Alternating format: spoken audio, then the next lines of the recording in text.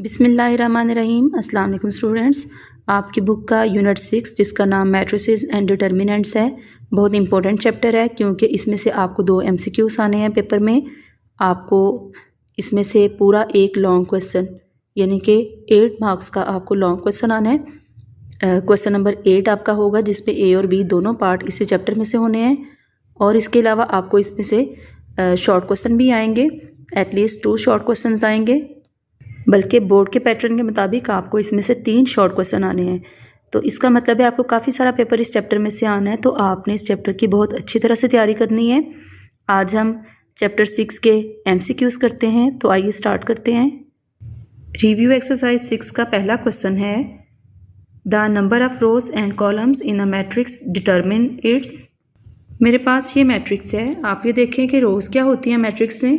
इसमें जो horizontal elements हैं, ये पहली रो है, रो 1 है, ये रो 2 है, और जो वर्टिकल अरेंजमेंट में होते हैं एलिमेंट्स, इन्हें कॉलम्स कहते हैं। ये कॉलम 1 है और ये कॉलम 2 है। तो इसका मतलब है इस मैट्रिक्स में 2 रोज और 2 कॉलम्स हैं। तो हम इन रोज को और कॉलम्स को देखकर ही इस मैट्रिक्स का ऑर्डर बताते हैं। तो हम कहेंगे इसका ऑर्डर है 2/2। तो इसका मतलब है किसी मैट्रिक्स में नंबर ऑफ रोज और नंबर ऑफ कॉलम्स जो हैं ये मिलकर क्या बताते हैं, उस मैट्रिक्स का ऑर्डर। तो क्वेश्चन 1 का आंसर है ऑप्शन ए। क्वेश्चन 2 है, a matrix consisting of 1 row is called a. Unit 6 के बिल्कुल स्टार्ट पे हमने कुछ इंपॉर्टेंट डेफिनेशंस की थी, उनमें पहली थी रो मैट्रिक्स। रो मैट्रिक्स ऐसे मैट्रिक्स होती है जिसमें सिर्फ एक रो होती है। यहाँ पे आपको एग्जाम्पल्स भी दिखाई गई हैं। मैट्रिक्स ए में देखिए सिर्फ एक रो है, कॉलम्स जितने मर्जी हों। मैट्रिक्स बी में भी सिर्फ एक रो है।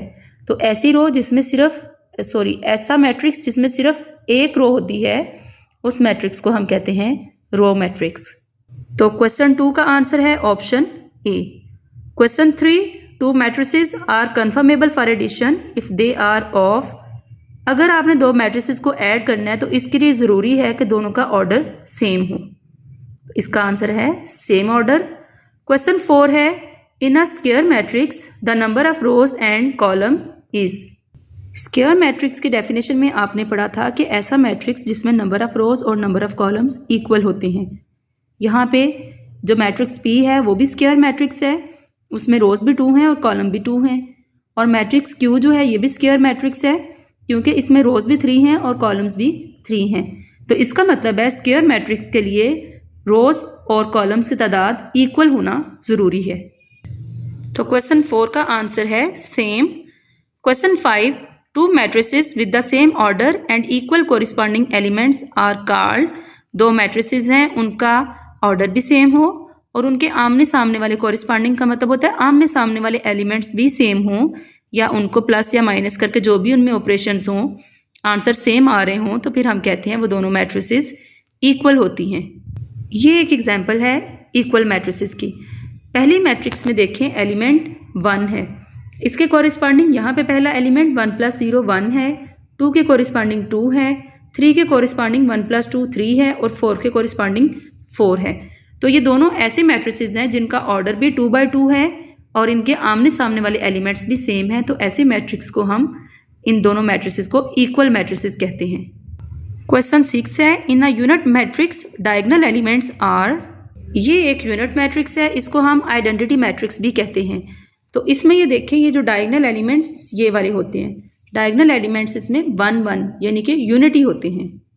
तो इसका आंसर है यूनिट यानी कि 1। नेक्स्ट क्वेश्चन है आपके पास 7, if A transpose equal to -A then A is called. आपकी बुक में एक बड़ी अच्छी एग्जाम्पल है, हम इसी को ले लेते हैं। ये मैट्रिक्स A है हमारे पास जिसमें एलिमेंट्स हैं 0 -2 3 2 0 4 -3 -4 0। आप इसका ट्रांसपोज लें तो आपको पता है कि ये जो ट्रांसपोज में रोज हैं ये कॉलम्स में कन्वर्ट हो जाती हैं। 0 -2 3 इसका कॉलम बन जाएगा, 2 0 4 कॉलम बन गया, -3 -4 0 भी इसका कॉलम बन गया। अब अगर हम इसमें से माइनस कॉमन निकाल लेते हैं तो कॉमन निकालने से क्या होगा कि अंदर वाले सारे एलिमेंट्स के साइन चेंज हो जाएंगे।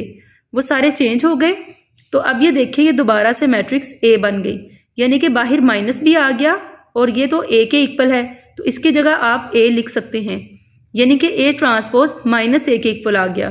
तो तो ऐसे मैट्रिक्स जिसमें ए ट्रांसपोज -a के इक्वल आ जाए, यानी कि आप किसी मैट्रिक्स का ट्रांसपोज लें तो अपने ही नेगेटिव के इक्वल आ जाए, ऐसे मैट्रिक्स को स्क्यू सिमेट्रिक मैट्रिक्स कहते हैं। तो क्वेश्चन 7 का आंसर है ऑप्शन बी। क्वेश्चन 8 है, in matrices a plus B whole transpose किसके इक्वल होता है? तो जब ये दोनों ऐड हो रही हों तो ट्रांसपोज दोनों के ऊपर आ जाएगा और दरमियान में यही साइन प्लस रहेगा, तरतीब भी यही रहेगी। तो इसका आंसर है ऑप्शन सी। क्वेश्चन 9 है, in matrices A B whole transpose is equal to. तो यहाँ पे ये होता है कि ए और बी हैं तो बी पहले आ जाएगा और ए बाद में आएगा और ट्रांसपोज दोनों के इक्वल आ जाएगा, यानी कि इसका आंसर आएगा बी ट्रांसपोज ए ट्रांसपोज। इनका प्रूफ जो है वो आपके सिलेबस में शामिल नहीं है, बस आप यही याद रखें कि A B whole transpose equal होता है बी ट्रांसपोज ए ट्रांसपोज के। इसी तरह से क्वेश्चन 10 देखें, in matrices A B whole inverse is equal to.